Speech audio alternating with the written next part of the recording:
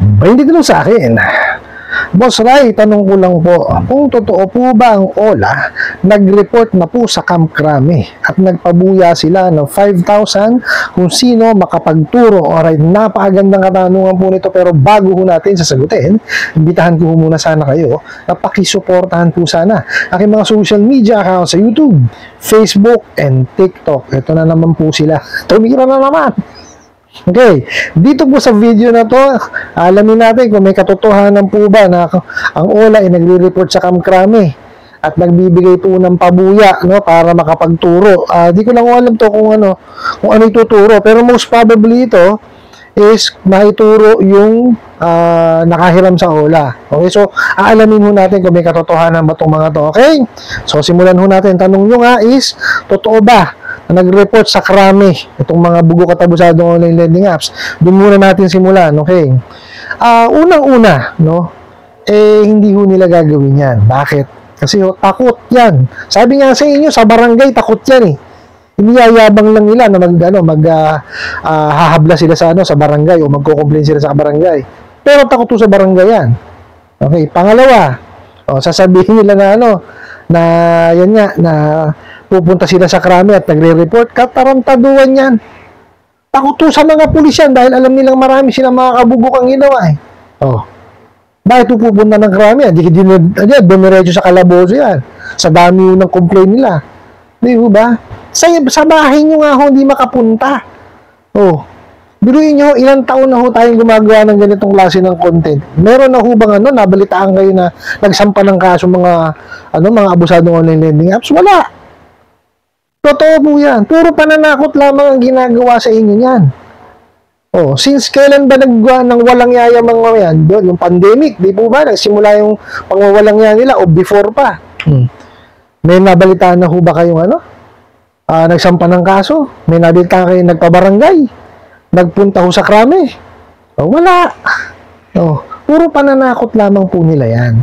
Kasi nga sila, wala alam sa paniningil. Puro pangwawalang yalang ang alam, puro pananakot. Okay, tapos ito pa. Nagbigay daw po ng pabuya na 5,000 para doon sa makapagtuturo. Okay, ito lang yan. Di ba? Nung nag-apply kayo doon sa kanilang apps, nilagay niyo po yung inyong pangalan, address. Bakit kailangan pa magbigay ng pabuya para ituro kayo? Di ba? Tsaka tingnan niyo yung mga bugok na yan. Pinautang kayo ng 3,000. Nag-disburse 1,500. Sabihin na natin, nagpautang 2,000, nag-disburse 1,000. Magbibigay na pabuyang 5,000. Dilugi pa sila.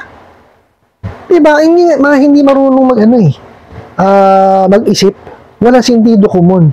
Nakita niyo po? Sinong tao ang magbibigay ng pabuya na mas mahigit pa dun sa sa hiniram? Sige nga po.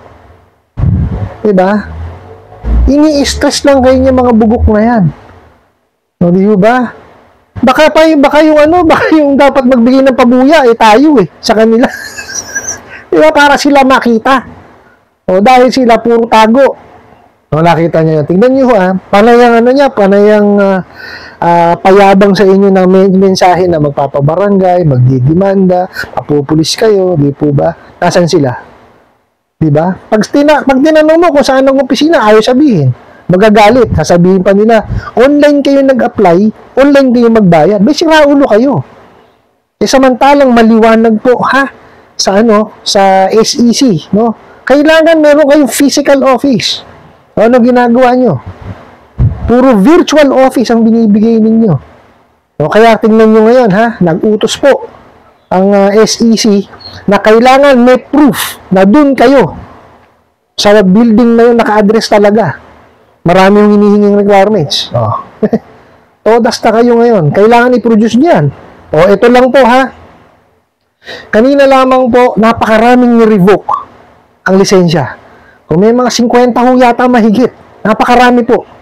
Okay, hindi ko lang inaisa-isa kung alin doon ang OLA. Pero marami yung lending and financing. Sama-sama na po sila ni-revoke po ang license.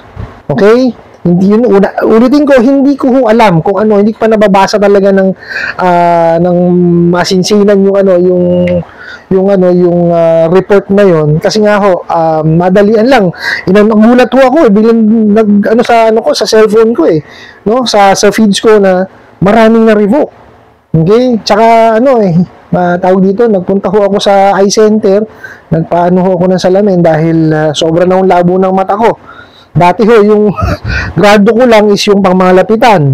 Ngayon, pati yung malayo. So, kaya pala nahihirapan na ako magmaneho.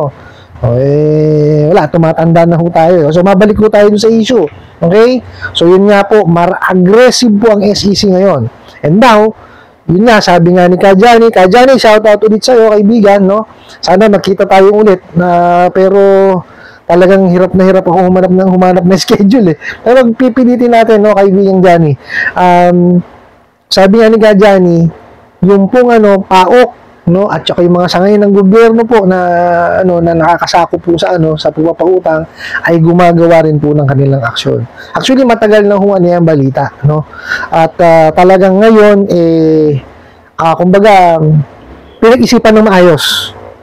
Okay, yung para hiwala ng lusot pag may na-raid, nahuli, talagang diretso kalaboso. Yan ho ang gagawin ngayon. Okay, ngayon, pag may mga gano'n, nabalitaan nyo, itong OLAN na to, nandoon, puntahan nyo po. No? Dalhin nyo yung inyong mga proof para madiin yung mga bugok na yan. Okay, ulitin ko po, pagka doon sa mga probinsya, taga-probinsya, tawagan nyo po yung sangay ng gobyerno na nakahuli. For example po, nakahuli is PAOK, no? Puntahan nyo kanilang website, no? Mag-chat kayo ron, o kung makukuha nyo yung number ng PAOK, tawagan nyo po, itanong nyo sa kanila, no? Excuse me po, kung paano ba yung gagawin ninyo. Sabihin nyo, taga-probinsya po ako paano po ba gagawin ko? Pupunta pa po kami dyan sa Maynila para po ba ma-file itong o po pwede dito na lang sa district office ninyo. Okay, kailangan po matuto tayong magtanong para madiin yung mga buhok na yan. Kasi, the more, the merrier. Yan yung sinasabi ko sa inyo. Puntahan nyo na ang punahan.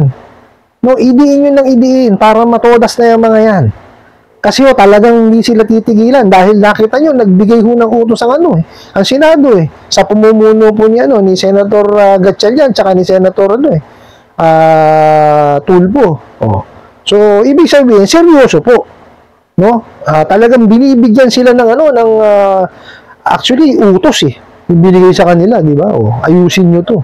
Kaya ayan, nakita nyo, napakarami, mahigit 50 ho yung naribo kanina Kanina lamang po yun, bukod pa doon sa tatlo, tsaka yung isang merong cease and desist. So, ibig sabihin, seryoso ho, no? Ang sangay ng gobyerno natin, especially ang SEC. Kaya kayong mga bugok katabusad ng online lending apps, talaga namang magbago na kayo. Kasi pag hindi kayo nagbago, talaga naman, baka mamaya, ang nakakaawa dyan, yung mga empleyadong bugok, no, na nagtatagal pa dyan. Sunod kayo na sunod dyan. Sige, tingnan natin, pagka kayo ay nahulit na, nakulong, tingnan natin kung sino iiyak. Diba, hindi ko kayo tinatakot, sinasabi ko sa inyong totoo. Okay? Puntahan niyo yung Facebook page ng SEC, makita nyo napakarami talagang kay mga bugo katabusado online lending apps. Napakaraming na-revoke. Halo-halo yung financing lending. May nakita akong OLA pero hindi pa ako sure. Hindi ko pa siya masyado talagang nababasang maigi. No, pero paglalaanan ko ng oras yun para malaman natin kung ilan ang OLA doon. O kung baka mamaya gawan na rin ng content ni kaibigang Johnny. O di sa kanya yung panoorin. Diba? Kasi si Kajani talaga napakasipag magtawag dito yung himay.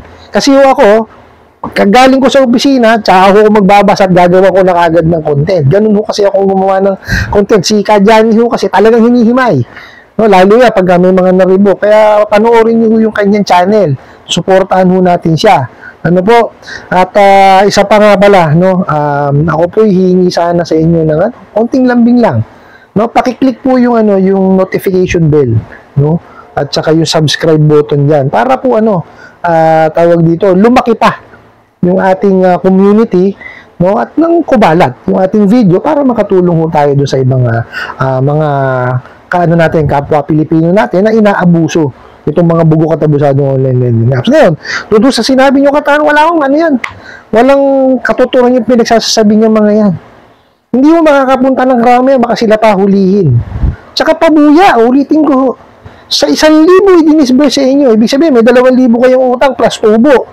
Mas malaki pa yung ibibigay na na pabuya. Abe, kalukuhan nyo, malaki na ang malulugi sa kanila pag gagano.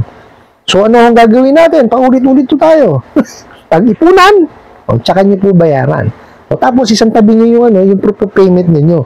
Para ano man ang gawin nila, abe, meron kayong papakita, bayad na ako. Pogi, sinunod ko lang kamo yung nasa ceiling on interest rate. Ano po? I hope nasagot ko po itong katanungan na to at sana po yung makatulong. Maraming salamat po sa inyong walang sawang pag-support at panonood sa aking mga videos. Maraming salamat po sa inyong pag-like, pag-share, pag-comment at pagtatanong.